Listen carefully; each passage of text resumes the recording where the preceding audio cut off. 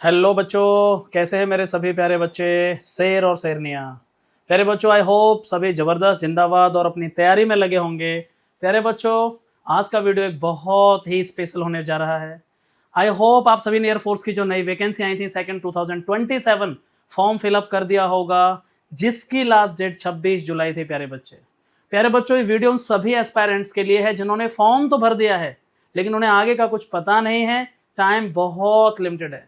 मैं आज बहुत महत्वपूर्ण बिंदुओं पर बात करूंगा। एयरफोर्स इनटेक सेकंड 2027, सेकंड 2027 मौके बार बार नहीं आएंगे।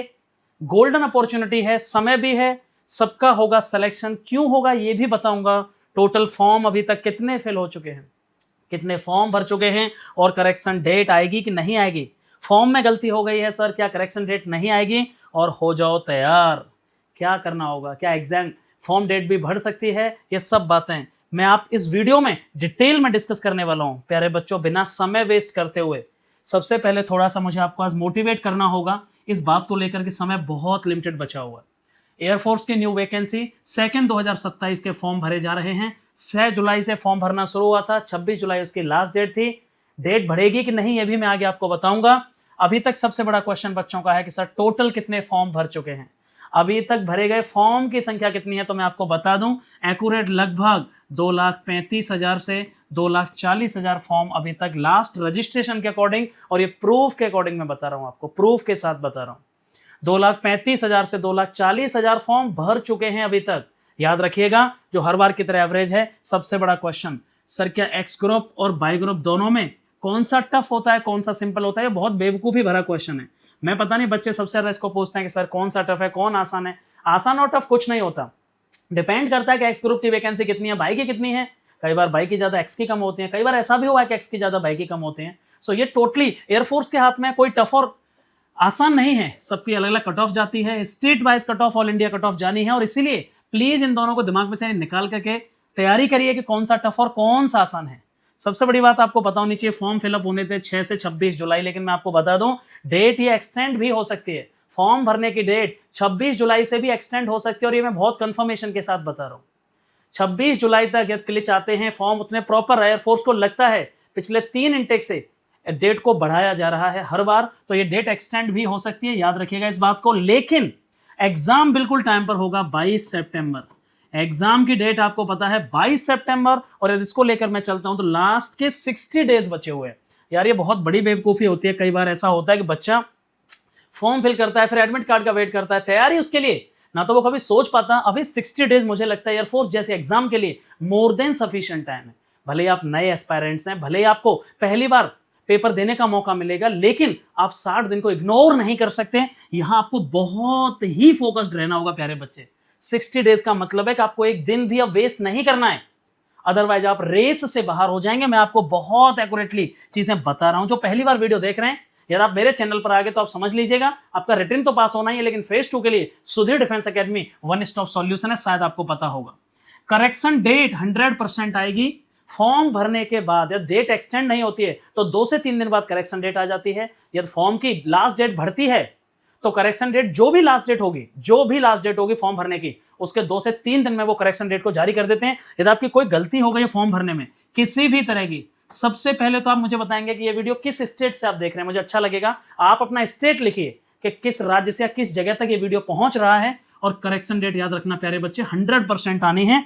यदि फॉर्म भरते समय आपकी कोई गलती हो गई है तो आपको एक बार और मौका दिया जाएगा उसको सुधारने का एयरफोर्स के द्वारा। इसी को करेक्शन डेट कहा जाता है। सबसे बड़ा क्वेश्चन, सर अब समय किसका रह गया है? मैंने पहले ही आपको बता दिया, 60 दिन का समय बचा हुआ है।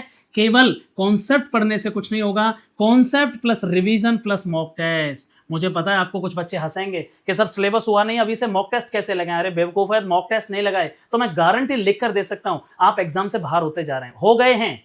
बिना मॉक टेस्ट के आपको एक्यूरेसी पता नहीं चलेगी, बिना मॉक टेस्ट के आपको टाइम मैनेज कैसे करना होता है वो पता नहीं चलेगा। और याद रखना, पेपर भी जो मॉक टेस्ट लगा ऑफलाइन मत लगाना, ऑनलाइन ही लगाना, क्योंकि वहां पर भी पेपर आपका सीबीटी होना है, कंप्यूटर बेस्ड टेस्ट होना है। याद रखिए प्यारे बच्चे, कॉन्सेप्ट पढ़िए, उसको रिवाइज करिए, चैप्टर वाइज रिवाइज करिए और शाम को मॉक लगाइए, कंप्लीट मॉक लगाइए, चाहे आपके नंबर 5 आए 10 आए। बहुत जल्दी मैं मॉक टेस्ट शुरू करने वाला हूं एयरफोर्स के लिए। आपको 100 मॉक टेस्ट बहुत कम फीस में आपको मेरे एप्लीकेशन पर मिलेंगे। याद रखना, उसकी डिटेल्ड इंफॉर्मेशन आपको जल्दी मिल जाएगी।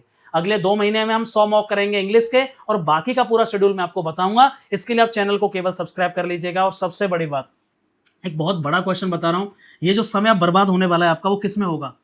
जिन बच्चों को एक्स में थोड़ी प्रॉब्लम है, जिनका बाई अच्छा है, किसी को बाई में प्रॉब्लम है, एक्स अच्छा है, वो एक गलती करेंगे, वो दोनों की धीरे धीरे तैयारी करते रहेंगे। सर मैं एक्स और बाई दोनों का कर लेता हूं, किसी में तो होगा। अरे ऐसे नहीं होता भाई कि किसी में भी होगा, तुम बेवकूफ हो। यार एक्स आपका टफ लग रहा है, कमजोर है, तो तुरंत छोड़ दीजिए, आज ही डिसाइड करो या तो एक्स या बाई। बोथ की तैयारी यार तभी करना जब दोनों में तुम बहुत परफेक्ट हो। आधे से ज्यादा बच्चे इसी चीज में लास्ट तक मारे जाते हैं कि सर प्रेशर बहुत बढ़ गया, अब मैं तैयारी नहीं कर पा रहा हूं, अब कैसे मैं पढ़ाई करूं? मतलब ना तो एक्स हो पा रहा ना बाई हो पा रहा। आज ही डिसाइड करिए, आज ही डिसाइड करो, एक्स या बाई। यदि बहुत ज्यादा कमांड है दोनों पर तो उसके बाद बोथ की तैयारी करिए, नहीं तो याद रखना फिर से इस बार आप बाहर हो जाओगे। थोड़ी भी डाउट है एक्स में, थोड़ी भी, कि सर मुझसे एक्स नहीं हो पाएगा, मैं बाई की तैयारी पर फोकस करता हूं, या सर मुझसे बाई नहीं हो पाएगा, मैं एक्स पर फोकस करता हूं, किसमें आपका एक्सपोजर ज्यादा अच्छा है आप उस पर फोकस करेंगे। ये बात मेरी 100% फॉलो करनी है। याद रखना दोनों के चक्कर में सीधे बाहर होंगे, क्योंकि बहुत सारा सिलेबस हो जाता है, बहुत सारा कंटेंट होता है, पढ़ने के लिए समय मिलेगा कहां से? सबसे बड़ी बात है sir, state wise cut off जाती है, अलग अलग स्टेट की अलग अलग कट ऑफ भी जाती है और ऑल इंडिया कट ऑफ भी जाती है। यदि आप स्टेट में सेलेक्ट होते हैं तो आप स्टेट में कंसीडर होंगे, ऑल इंडिया में सेलेक्ट होते हैं तो ऑल इंडिया में कंसीडर होंगे। बट अभी से कट ऑफ के बारे में बहुत ज्यादा नहीं सोचना है। एवरेज स्कोर मैंने आपको बता दिया कि अगर आप बाई ग्रुप में तैयारी कर रहे हैं तो बाई ग्रुप में आपको एवरेज स्कोर 35 का लेकर चलना है, और एक्स ग्रुप की बात करूं तो आपको लगभग वो स्कोर 35 से 38 लेकर चलना है। मतलब आप ये समझ लीजिएगा कि अभी से आप कट ऑफ को लेकर चिंतित हैं तो फिर आप तैयारी पर फोकस नहीं कर रहे हैं। कट ऑफ चाहे आपका स्टेट वाइज हो या ऑल इंडिया में हो, दोनों में ही सिलेक्शन पक्का होता है, दोनों में ही वैकेंसी बहुत होती है, आपको पता होना चाहिए। सेकंड 2026 में 5600 बच्चे ज्वाइन कराएं, फर्स्ट 2026 में 5400 ज्वाइन कराएं, फर्स्ट 2027 का भी मेडिकल चल रहे हैं।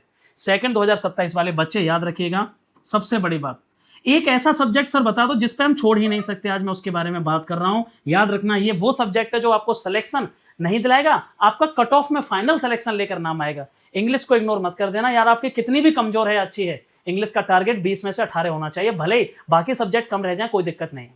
जिनकी इंग्लिश कमजोर है समझ लेना वो भी सिलेक्शन से बाहर हैं।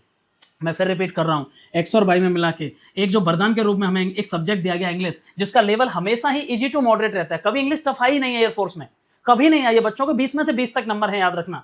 नॉर्मलाइजेशन भी मिलता है। तो मैं फिर रिपीट कर रहा हूं, इंग्लिश को इग्नोर मत कर देना, भले कोई दूसरा सब्जेक्ट थोड़ा बहुत इग्नोर हो जाए चल जाएगा, बट इंग्लिश आपने हटा दी तो आप सीधे बाहर हो, ये समझ लो। सिलेक्शन नहीं होना, कट ऑफ नहीं बननी, भले पास हो जाओगे लेकिन नंबर नहीं आएंगे। 20 नंबर की इंग्लिश आनी है, एक्स और बाई में बहुत बड़ा रोल प्ले करती है। English would play an important role for the final selection, याद रखिएगा इस बात को। मैं फिर रिपीट कर रहा हूं, इंग्लिश मोस्ट इंपोर्टेंट सब्जेक्ट है, बिल्कुल इग्नोर नहीं कर सकते। इसके लिए अलग से मैं आपको बताऊंगा क्या क्या पढ़ना है और कैसे कैसे पढ़ना और कौन कौन से टॉपिक आपको पढ़ने हैं। मैथ टफ नहीं आएगा लेकिन कैलकुलेटिव होगा, समय टाइम टेकिंग हो, याद रखना, इसलिए इसकी प्रैक्टिस बहुत जरूरी है। मैथ की प्रैक्टिस की बात कर रहा हूं। मैथ टफ नहीं आएगा एक्स ग्रुप के लिए लेकिन प्रैक्टिस मांगेगा, क्योंकि कैलकुलेटिव होगा, समय लगेगा। फिजिक्स का लेवल हमेशा ही टफ रहा है, याद रखना, फिजिक्स का लेवल हमेशा ही टफ रहा है। तो कोशिश करना फिजिक्स में जितना बेहतर हो जाए उतना कर लो, जितना बेहतर हो जाए। सेक्शनल कट ऑफ में मत निकल जाना। और रागा में सबसे बड़ी बात है 25 मिनट का समय है, 30 क्वेश्चन करने हैं। सभी को एक ही दिक्कत आती है कि सर इतने कम समय में इतने क्वेश्चन हो नहीं पाते, टाइम मैनेजमेंट बोला जाता है, और टाइम मैनेजमेंट एक बड़ा इश्यू होता है। और इसीलिए मैं कह रहा हूं किसी भी सब्जेक्ट में अगर आपको टाइम मैनेज नहीं हो रहा, उसका एक ही तरीका है, समय लगा के आपको मॉक लगाने पड़ेंगे, नहीं तो आपका सिलेक्शन बाहर हो जाएगा।